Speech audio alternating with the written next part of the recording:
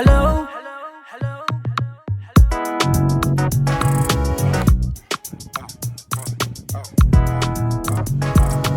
It's all about Ghanaian languages. It's all about Ghanaian languages. It's all about Ghanaian languages, Junior. Hello guys, and welcome once again to Your Highness TV, and this is an impromptu video shoot here. So pardon the background, like just it's impromptu. I have my friend the Ylenia, yeah, from Italia, okay, è una italiana, and we were having a discussion. We're like, okay, let's just stop here and talk. That's it. So so this, yeah, so kindly pardon the background. We are in Ghana. We are in a very rural area, so it doesn't have to be beautiful. It just have to be as it is. It is what it is. It is what it is. It is what it is. Yeah. Yeah. So we are cultural shocks. We're having a discussion on cultural shocks, and you mentioned something which even I was like, okay, before we even start with mine, I'm going to start with yours. I dropped the hat on a bed, and you were like, it's bad luck. Why is it bad luck? It's bad luck because usually it's a sign that somebody died. Because when back in the days when doctors used to come home to you and visit you, if they took off their hats and put them on the bed, it meant there was nothing more to do with you. So it's a sign of bad luck. Okay, per the Italian culture. But which part of Italy are you from? All over, because I was born and raised in the north in Milan, but my family on my father's side is Sicilian. Okay, Siciliano. So you speak Siciliano and then Milan. Oh, no, I don't speak any dialects, but I understand almost everything in Sicilian dialect. And you know, since Milan became such an industrial area, nobody really speaks dialect anymore, only old people. So I know like some sort of saying and words, and of course my accent apparently is very Milanese. But yeah, just that. Interesting. So the North, okay. As for North, I know they have the Friulian, the Lombard. Is Piedmontese also spoken in the North? Yes. Yeah. So you have Friulano, Milanese, Piemontese. Milanese is like, it means you are citizen of Milan. Lombardo is the region where Milan is. Oh, so. okay. So Milan. So the people of Milan, they speak Lombardo. Oh, okay. The people in Milan speak Milanese, and you have even more dialects within the same region. So like some of them speak Brianzolo, which is an area close to Milan, and there are a lot of influence. So yeah, it really differs. It's complicated. Yeah. Oh wow, when it comes to Italian dialects, I've read about them, so I have an idea that they are about 32 up there. At least I even know some of them go into Switzerland. Yeah, I have a very good idea about them. Okay. Alright, so cultural shocks in Ghana. You were sharing some of your cultural shocks. I also noted some of them down. These days, I don't know what's wrong with me. I forget things a lot. So, first of all, tell me some of your shocks. Like, tell me some of them. Okay, so I guess the main one is the gutters. The very first day I was here, I decided to go out for a walk, and it was March. It was boiling hot. But I wanted to walk, and I didn't realize that it was so hot with the gutters and no sidewalk, and the cars were it was Oxford Street, by the way. So gutters, cars, hot. I didn't have any money on me because I just arrived. I wanted to drink some water and I couldn't. I almost cried. I almost know, cried. I think even Oxford Street, yes, sometimes they can be crowded. Yeah, I know. Yes, because they told me go to Oxford Street. It's good. It's like it's the same as Europe. Oxford Street is very rough. Yeah, Very rough, I it know. is. It Very is rough. really rough. Just like we have a place called Ashaiman, and trust me, Oxford Street is better than Ashaiman. Okay, where is that? Ashaiman. Ashaiman is it's to the east. It's Okay. 2 to 3 kilometers away from you, and trust me, you wouldn't like it because over there, cars, motors, humans, like everybody's competing for space. Trust me, you.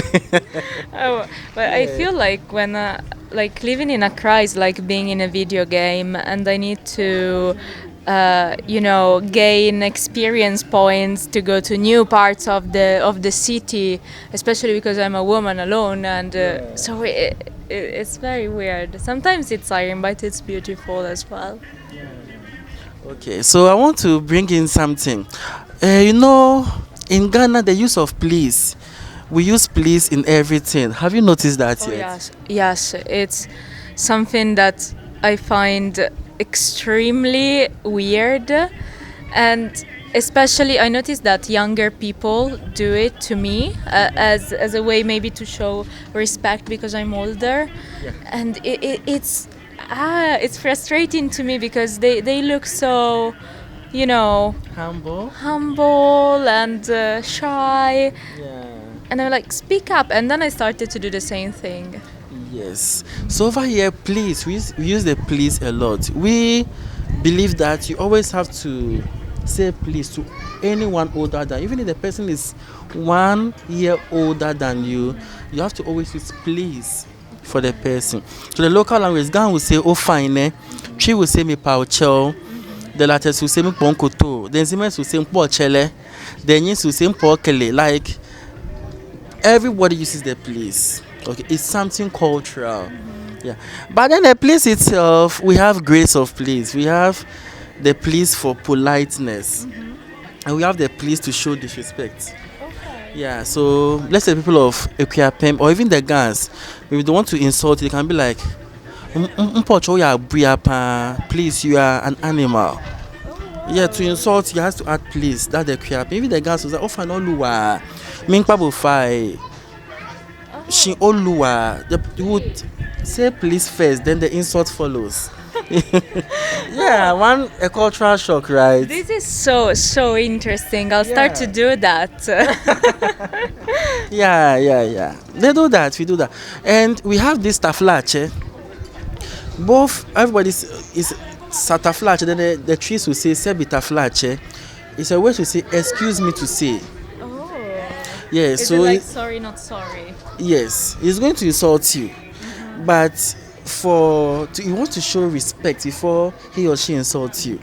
So you say, "Oh, taflache," or the triple say, "Sebi taflache." Wait, Jimmy pa. Sebi taflache. What do you mudo ana? Taflache. Odremo echuoni. Yeah, he wants to insult you, but he has to seek permission to insult you. Yeah. Wow. Yeah. That is so weird to me.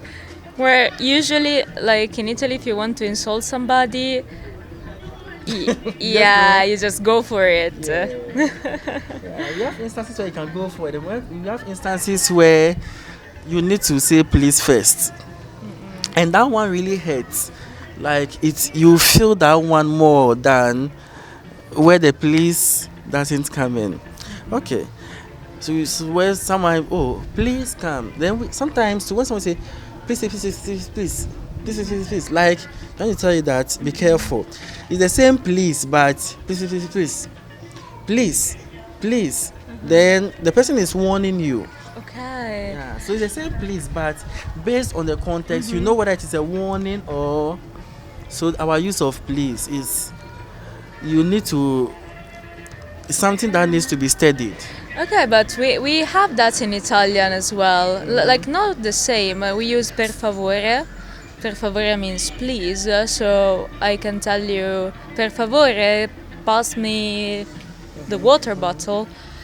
But I can also use it like, oh, please, per favore. Like stop. Yeah. Stop talking, you know, as it's not an insult, but is a sign of frustration. But I guess it's the same in English. So I jotted some things down. Let's go to our second point. Hospitality. How do you find a Ghanaian hospitality? Ooh, that's like, it's Top-notch. really good, top notch. Yes, yes, it's unbelievable, and I felt right at home in every place I stayed so far. I especially love when people like to cook for me and share their food, and sometimes if they allow me, I try to return the favor and cook for them. And yeah, I had the most amazing experiences. The first time I was here, I was with Auntie Zara, this person, and she cooked jollof for me, and she taught me how to cook spices. It was amazing. I loved it. Have you tasted Nigerian jollof before? No. But have you heard of the Ghana jollof versus Nigerian jollof war? So the Ghana jollof, is it? How does it taste to you? Oh, it's amazing. It's one of the best rice dishes I've ever had. Also, rice is something that my body can digest easily. Manquen fufu, like, make me look pregnant. So I love jollof because I can eat like a whole bunch of it without feeling like I am pregnant. I'm not pregnant. Okay, so when we're coming here, you were like, somebody's bathing outside. Yes. Yeah, so that is one thing I also noted here, bathing outside. Yeah. So, aside here, have you ever seen it elsewhere, bathing outside? No, like Yeah. I've seen it in Jamestown a little bit, but usually, yeah, that is a bit weird for me because, you know, every culture has their concept of privacy and intimacy and what is proper and what is not. And to me, like, naked bodies are not proper. I totally understand that they can be, and I mean, it's fair enough. But to me, it's still a shock. Yeah. Okay, so this is one thing I want people to note. Over here, okay, most of our bathrooms are outside and not inside. So it's like you can see this house here, the bathroom is outside here. So you can see the bathroom. So mostly when you're going to bath, you have to come out and bath outside. So we have two types of bathroom, the closed top and then the open top. Where, so with the open top, the structure is there, you enter. So maybe someone can see you bathing. Okay. Yeah, then but you can see this one is closed. Okay. Yeah, this one is closed. So the whole structure, so they are inside, they have their privacy. But where we are, okay, you see more of the open top bathhouse. But then due to modernity, you know, those were old structures. But now new structures coming up, they have the bathrooms inside. So that's the modern. So when you see something being built now, okay, the bathrooms are inside, but most of the old structures, they have the bathroom outside. Okay. Yeah, so that's the Now I understand a lot. Now I understand. Yeah, the first time I saw that, I was wow. a bit shocked because, you know, you don't expect it. Yeah. Okay, thank you for explaining. Now I know. Yeah, actually, I know you obviously ask questions. So I'm like, what's the name? Let me just throw this to you to see something. Oh, but I have a question. Okay, ask. Okay, where I'm from, it doesn't matter what hand you use to give something to people. Here, it does. Yeah. And sometimes people are like, oh, use your other hand. And I do not get the rule behind it. What's up with that? The belief is that the right hand is used to eat, and the left hand is used to clean, to pick the nose. Yes. The left people also use the left hand to take toilet papers to clean their backside. Oh, So okay. usually the left hand is seen as a filthy hand, and the Oh, right hand is seen as a clean hand. okay. And how about it in Europe? Do you use right and do you have left for cleaning the backside and picking those? So you can use the right too. Yes. Okay, but over here it is designated that left is for picking nose and cleaning the backside, and right is for eating. Oh, wow. Yeah. That's so interesting. No, in Italy, well, we have some Christian belief that really stuck with us. Nobody believes it anymore, but it's an old saying that if you are left-handed, the left is the hand of the devil. So back in the days, they used to actually correct hand, like left-hand people, in order for them to turn them, convert them to be right-handed people. Crazy, I know. Like it's such a tiny thing, but it was a thing. Yes, they used to be really aware of which hand did you use to do most of the things. So no, we don't have a clean and a dirty hand. No, the other way around. Over here, it's 18 over here. Yeah. When you are giving left hand to someone, the person says a sign of disrespect. Okay. And over here, there's something, I don't know if you might have noticed it, but we have the extended family system where we live in extended families. So maybe where you are in Jamestown, you might have noticed that grandma, everybody, yes, we have that system. Well, Europeanization, most people are learning the westernized way of nuclear family where husband, wife, and children, that's it. But we have the extended family deeply engulfed in this. You've noticed that, right?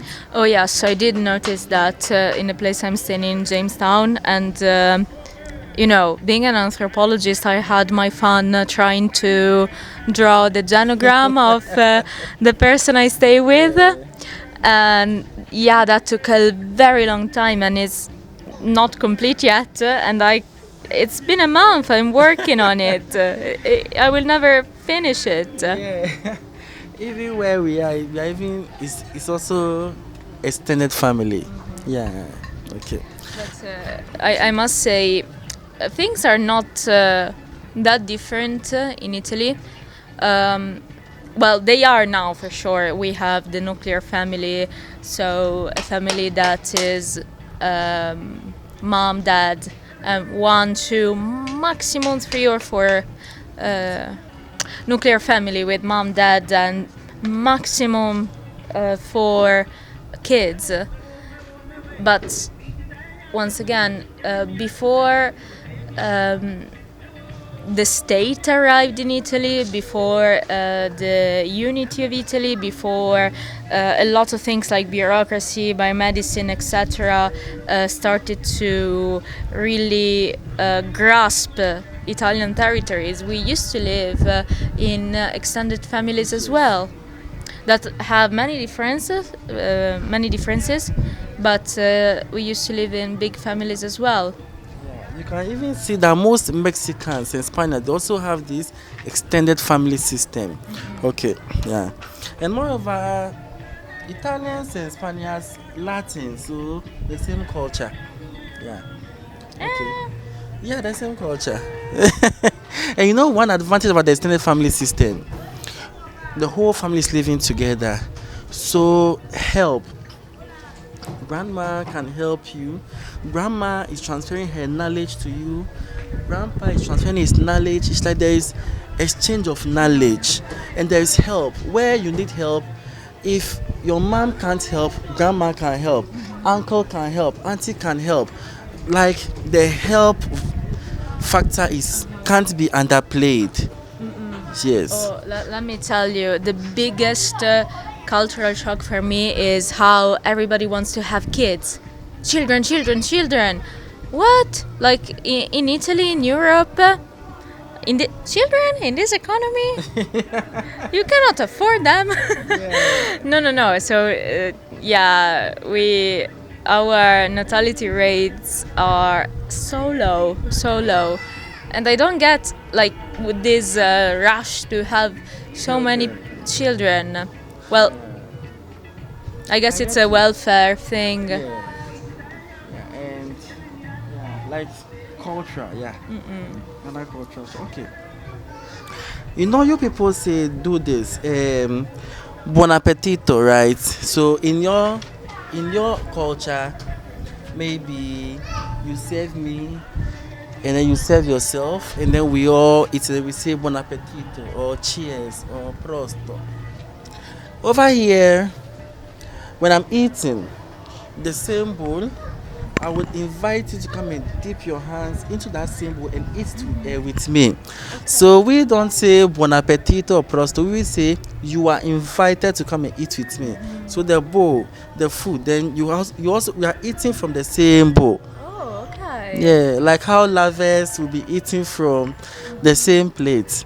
This is strange to you, eh? That's lovely. Actually, it happened to me. Mm-hmm. It happened to me, but I didn't know it was the same thing as saying buon appetito. So yeah, now I know. No, it's very different from Italian culture. Yes, it's very, very different. Also, like, we have a lot of small rituals before we start eating. And by rituals mean saying buon appetito, that means have a good appetite for the food I cooked for you. Or like saying, we don't say cheers, we say chin chin, while we, click the glasses together. And that is important. After you click the glasses, you have to tap the glass on the table. Oh, wow. Otherwise, let's just say it's very bad luck, because it's pretty vulgar. Oh, okay. Interesting. So in this case, we invite you to come and eat with us. So you realize in our language, you know, our culture is embedded in our language. So bon appetit and stuff, when you ask to translate it in our language, we don't have it. What we'll say is you are invited. So we translate our language to English and say you are invited to eat. Okay. So contrast. Oh yeah. Yeah, cultural contrast. It's true. Yeah. Okay. If you have questions, you can drop them and you have other contributions, you can also drop them in the comment box below. So you keep sharing ideas, okay? Yeah. Like I told you, we are just outside, so pardon any background noise you hear. We just wanted to do this. It doesn't have to be perfect, okay? Yeah. Do you think most Ghanaians are selfless or selfish? Like in terms of maybe you are walking by the streets, the person will start to pick you up. Oh, where are you going? Can you sit in my car? Let me drop you.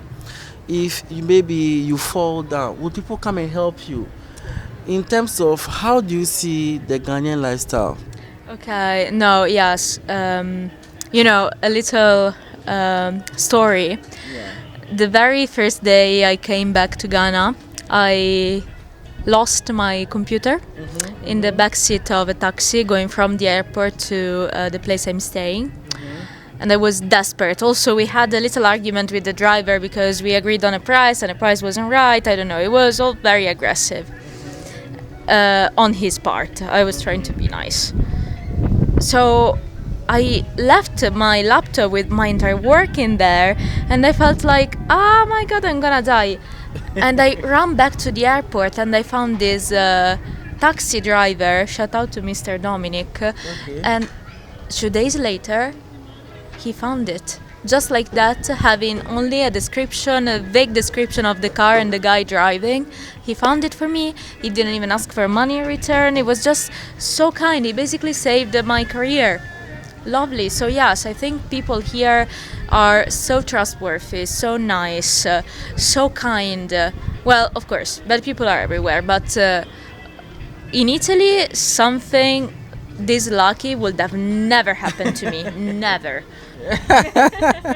Okay. Yeah. So yeah, from like what you said. You know, over here I've noticed something and I compare it because I had a situation where one guy I'm teaching came to Ghana and he was asking me why is that when he goes to his family they always ask him to when is he married, when is he having a child, one. And two, it's like when he goes there they expect him to bring something. Like yes, in Ghana when you're going to visit someone, at least carry bread with you. Just bread. Yeah. The reason being that it has been part of us. Whenever people are come to visit, they always take something like whether bread, drink, or something. That was way back, but now the economy is a bit harsh. But at least, so people still have that expectations in them that oh, come along. So if you don't come along with something, they will end up demanding something. Oh, that's why. Okay, now I got so many things. Yeah, so even when you are going to visit a chief to what's the name, at least you just take something. Like he didn't get all these things, so I told him that maybe. So he was like, okay, so perhaps maybe abroad they live a selfish life where they think only about themselves, but in Ghana you have to think of the person you're going. And I was like, yeah, in Ghana, the person you're going to visit, think about the person. Yes, you have to think about the person. So that's one thing I started to chip in. I was like, so over here you have to be selfless. If I'm coming to visit you, I have to think about you. You have to think about. So I shouldn't make things that will make you feel uncomfortable. You also have to do that make me not feel like you get it. Hand go, hand come. That's how the Ghanaian culture is. Okay, I understand. You understand? Yeah, now I'm getting so many things that have happened to me. Yeah. So usually when I'm going to visit someone that's been years, usually I mostly don't get bread. I go with maybe a bag of rice. Yeah, that's it. You're good to go. Yeah. Okay. Yeah. Okay. So doing your research work, if you are going to visit maybe a chief or something, you take what's the name? Maybe you get some bottle of schnapp and you go with you. It's a way, so that way they welcome you, and then when they welcome you, they're able to teach you well. But if you go empty-handed, they won't welcome you well. Okay. Even if they welcome you, the next time they wouldn't this thing. Okay. Yeah. So it's something you also have to learn whilst you are here.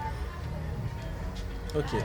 Thank you. That's important to Yeah. know. And over here to realize that if you're walking on the street, somebody knows the person who, so supposedly I've ordered Uber, and maybe I'm going and I see you, I have to tell the Uber to pick you up. Oh. Yes, we do that. Huh. Yeah. Really? Yeah, really, really. I tell the Uber, please pick my friend. So the Uber will ask you, where are you going? Your friend is in. Oh, hi. Oh, I'm going here. Then pick you and drop you. Oh. Yeah. Okay. Well, good thing that I don't know anybody in Ghana yet. Yes. But like, at least these are things you're supposed to Oh, know. yes. Because if somebody knows, the person will stop and pick you up. Whether the distance is short, the person will still stop and pick you up. Oh, actually, that happened to me with my neighbor. And I was like, he stopped by and asked me, where are you going? Just around the corner to cash out. And I felt a bit weird, like, why are you asking? Like, what do you want to know? So yeah, now I understand. Yeah. It is part of us. We will pick you up. But, you know, sometimes when Ghanaians travel abroad, they tend to know people. And because of their lifestyle here, they'll pick the person up. So they expect that same culture. And they tend to be shocked when the person doesn't pick them up. And then they are like, whites are selfish, Americans and Europeans. Like, because the way we live here is different from. So this is something people are also supposed to know. So it's good we are doing this and we are teaching people. Okay. Yeah. Yes, please be kind to foreigners. We don't know anything. You should be kind to people. Okay. And over here, women are mostly submissive to men. It's something you're supposed to know. We have fine. There is this equality movement and all that, but culturally, women are very submissive. Yeah, I noticed. You've noticed, yeah. I'm not good with being submissive. I'm sorry. Yeah. Oh no, not to me. Just it's a general something. Even if you should marry a Ghanaian man, you're supposed to know that, like, Yeah, I'm. yeah, and most Yeah. Ghanaians have the hyper masculinity in them, where if you're a woman and you're not that submissive, you get it. You get it. I get it, but Yeah, you I know these topics, most of the people in the equality movement will disagree, but please know that this is Ghanaian culture. This is not equality, this is our culture. And I had a situation where one of my students told me that he's having a problem with the man. I was like, I believe it's due to equality. That's the problem. And she was like, yeah, he had him in public and kissed. I was like, you don't kiss a Ghanaian man in public. Okay, that I know. Yes, you don't kiss a Ghanaian man in public, especially in front of his family. Oh my God, that's total disrespect. Hi. No, yeah, that is something that they taught me, but it is about the submissive role. I want to be able to speak my mind, and I understand that sometimes disagreeing in public with the person you're with could be not good. Is like that in the south of Italy as well. You always want to appear like a united front, but no. Like, if somebody tells me not to speak my mind, we're gonna have problems. So yeah. Yeah. And so kissing in public, especially in front of the guy's family, it's a problem here. It's a problem here. So I've had instances where two people I'm teaching, ladies, they'll tell me they're having issues with that guy because they learn the language because of the guy. And once they say that, I know where the problem is. I'll be like, did you try argue with him in public, trying to boss up? If she says no, now like, did you kiss him in public? And they'll say yes. And I'm like, that's the problem. So it's like, once abroad, a Ghanaian man and maybe a non-Ghanaian abroad have an issue, I know where it's coming from. You can guess. Okay. Yeah, you can guess. Yeah. Yeah. Okay, and then there's religious tolerance here. Religious tolerance. And there's one thing I'd like to chip in. What do you mean by religious tolerance? Muslims, you see Muslims, Christians, traditions are living together. You don't see Muslims bombing Christians, Christians attacking Muslims, Christians attacking church. You don't see that war over here. Oh, So okay. have you heard of any bombing or fighting, interreligious fighting? No, but okay. In Europe, it's not that simple though. We are accepting of different religion. Well, okay. Like everywhere in the world, you have good people and you have bad people. Exactly. Our problem is the politics, and at the moment. The government we have is not very tolerant towards religious minorities because religious minorities, that is Islam basically, is strictly associated with immigration, and the current government we have has issues with immigrations, which I think it's a problem. I don't agree with that. So you'll see people and some part of politicians being very against Muslim, for instance, but also a lot of other kinds of religions. But at the same time, people also protecting them by that very oppressive, problematic way of thinking. So, yeah, it is true that in Europe we have had some attacks by extremist groups, but those it depends on how the media frames it. It's a very political matter, I feel like. I would say, from what I live, Italy is a very tolerant place. Ghana is also highly tolerant of religion, so feel free with your religious background and you are good to go. Yeah. Okay. Egg frying. Have you seen a Ghanaian frying egg before? I've seen them making omelets. Like for breakfast, you have the egg sandwich, right? And so how do you see the egg being fried? Uh, it's normal, isn't it? Yeah, okay. Some people, when they mostly, I've noticed with Americans, they break the egg, they don't mix the egg white with the yolk, they just fry it as it is, then they sprinkle salt. But over here, you break it, you mix the egg white with the yolk. After mixing it, then you add salt before you fry.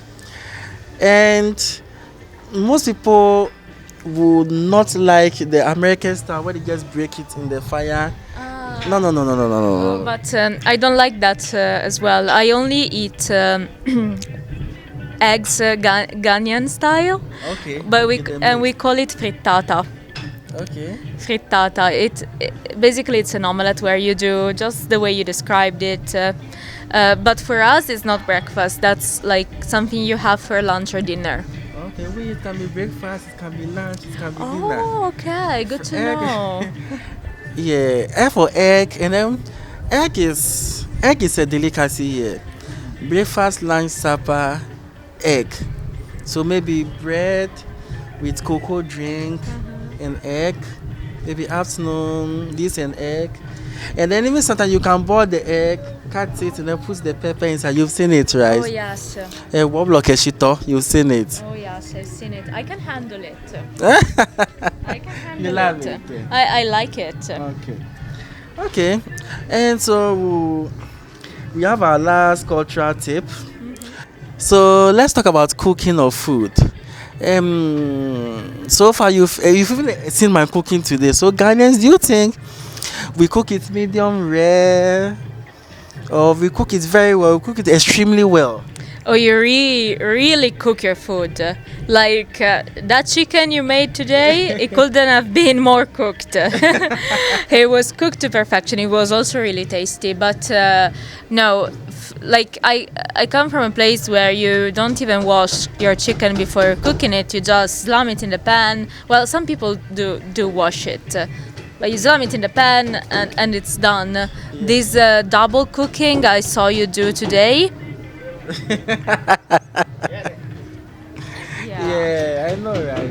Yeah. And me too, honestly, if I see somebody cooking chicken without washing it up, I'm like, what? Like, what the heck? Like, I'm like, what's this? Like, why should you cook your chicken without washing it?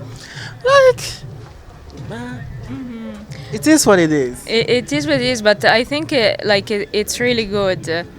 Everybody should wash their chickens more. Even you saw how I washed it today 4 times. Yes, I'm going to pick up on that habit as well.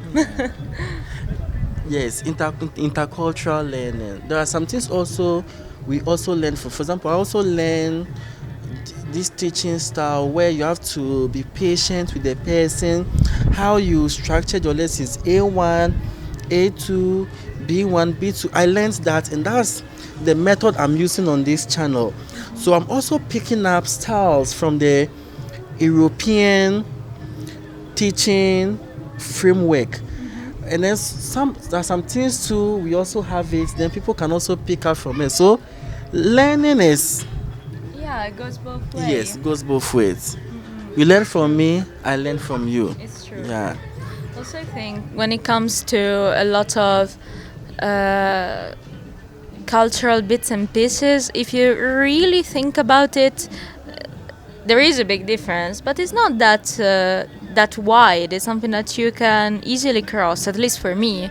I think that I almost every time when I had some discussions or small arguments that were cultural based, I always manage to find my way in the middle with somebody and vice versa. So I think like Ghana is teaching me a lot, and it's wonderful. I love it. Glad you love it. Glad you love it. So, guys, this is where we'll bring our conversation to. We'll pause here. If you have suggestions, if you have comments, you can kindly drop them in the comment box below. And yeah, so my friend Ylenia, so you speak only Italiano, the standard Italiano, no Milanese, no Lombardo, nothing. I know a saying in Milanese dialect, which is like how do you call it in English? One of those saying that is really hard to pronounce. Okay, tongue twisters. Yeah, tongue twisters. But do I have to embarrass myself? Like my grandma's gonna watch this and say that I did it wrong, and she's gonna. Okay, it goes like it's a small story about heels and shoes. Tiket taketiti to tak me tataki takati takatiti to tak. I think I missed some tick and tack here and there, but that's more or less what it is. Oh wow. Okay. So guys, we'll pause here for now. Yeah. Basically, she's doing her PhD work here, and we're having some chats, and then this came up. We're like, okay, why don't we just have a discussion? All right. So, like I said earlier, if you have any questions, just drop them in the comment box below. And without much, we say, Nyayi waladon, grazie mille. Grazie mille. Oi waladon. Nyachum yo. Okay, bye.